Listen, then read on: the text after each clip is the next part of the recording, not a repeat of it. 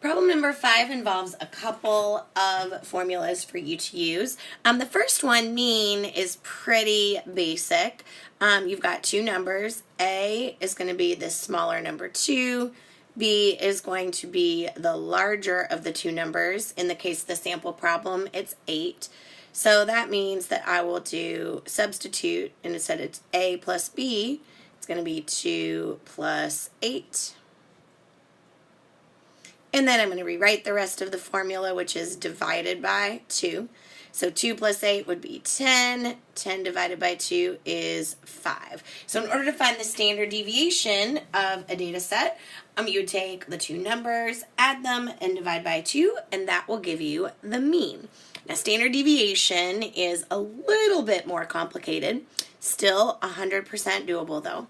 So the first thing you're going to notice is that everything is underneath this giant square root symbol. And once again, I'm going to substitute for A and B. So B is 8. So I'm going to do 8 minus 2, because 2 is my smaller number. Notice that in the formula they put parentheses around the B minus A. So that is why I put parentheses around my 8 minus 2. Again, you notice that because right there, see, there it is. Okay, so I just put parentheses around the A minus 2. Then you'll see that more of the formula, we've got a plus 1. So I'm going to add that. And around those is a set of brackets, which is really just a big set of parentheses. Kind of keeps everything organized. So I'm going to add that. And then you'll see this little exponent of 2 that is outside of that bracket. So I'm writing that right there. And rounding out the rest of the top is minus 1. So all I did was just copy everything down, substituting A minus 2 for B minus A. Then I need my fraction bar, which really means division, and 12 is in the bottom. And again, everything is underneath that square root symbol.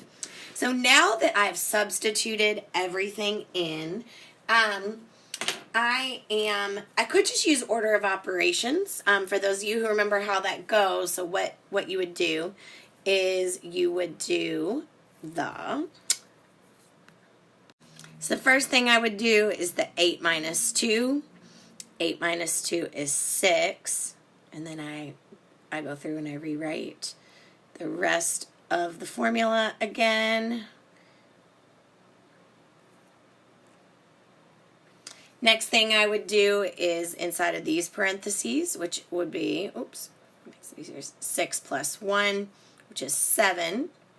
Then don't forget I still have an exponent there.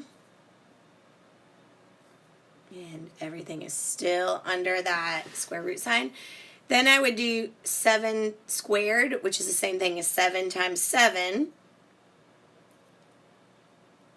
which is 49. And then I'm going to rewrite everything. So then I do the 49 minus 1, which is 48. And then I do the division. 48 divided by 12 is 4. And finally, the square root of 4 is 2. Now, if what I've just did was confusing to you, I have a very handy little calculator that I use that's called Desmos Scientific Calculator. And I'm going to include the link here in the notes in case you would rather just have the calculator do that work for you.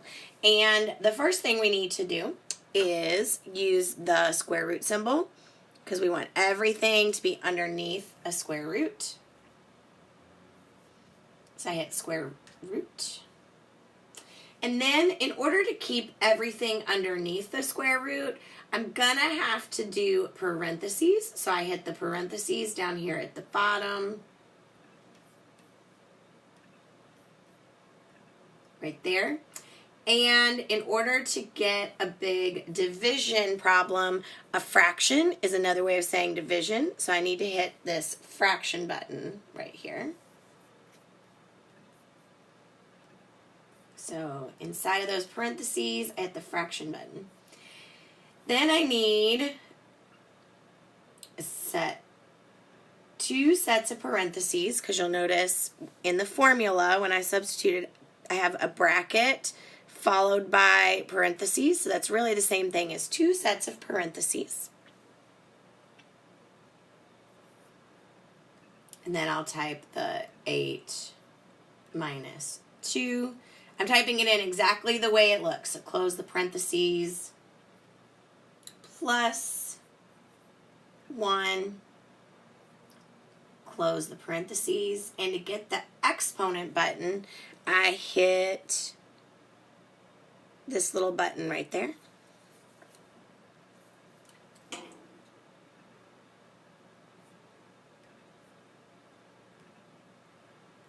To make that a 2.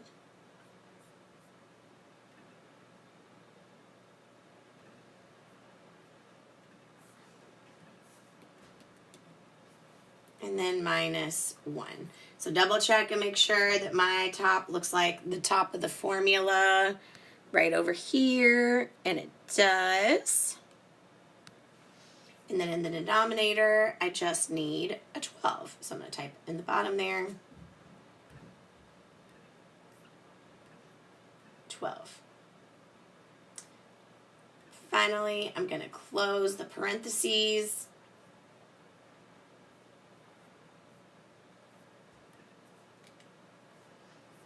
And you see that once I've typed that in there, my answer appears right there. So all you have to do is type the numbers into the calculator exactly the way that you see them in the formula, and the Desmos calculator will do the work for you.